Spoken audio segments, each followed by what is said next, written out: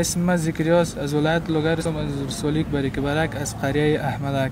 نام پدر ما فریدون است، نام پدر کلان ما که از آجمیراب است. از ولایت لوگر هستیم. ما خیلی ریزه بودیم، ما در لوگر بودیم، همونجا مدرسه می رفتیم. دیگه قریه ما که بود دو قریه داشتیم. ما اون طرف پشت قریه ما قریه به نام زر تپه ما یاد میکردیم. اونجا که بود مولوی بود، امی قماندان طالبا، مولوی رحمت الله نام داشت. او که بود خیلی کلان بود، آدم بود طالبا.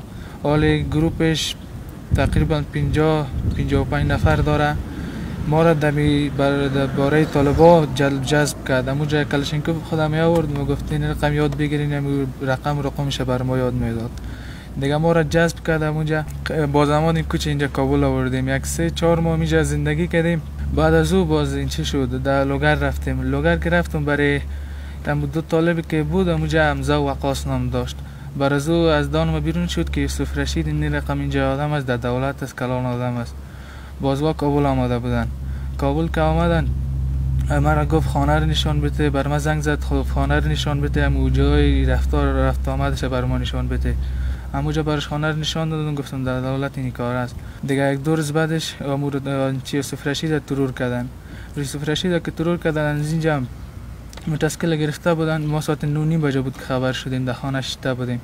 در خانه ما خاله میشانم بود، زن مامای محمد گفت رفته به شبخانه، گفت یوسف رشید اینجا کلان آدم زده. بازوا که رفتن خانه دیگه، باز لوگر بعد چند وقت بعدش ما لوگر رفتیم. لوگر رفتم فهمیدی همونجا بر ما قصه کرد، گفت ما زدیم اینجا متسکل هم بود، از ما متسکل که زدیم، متسکل گرفتیم رفتیم در چهارسیاه ایستاده کردیم، خودمون از چهارسیاه می لوگر رفتیم.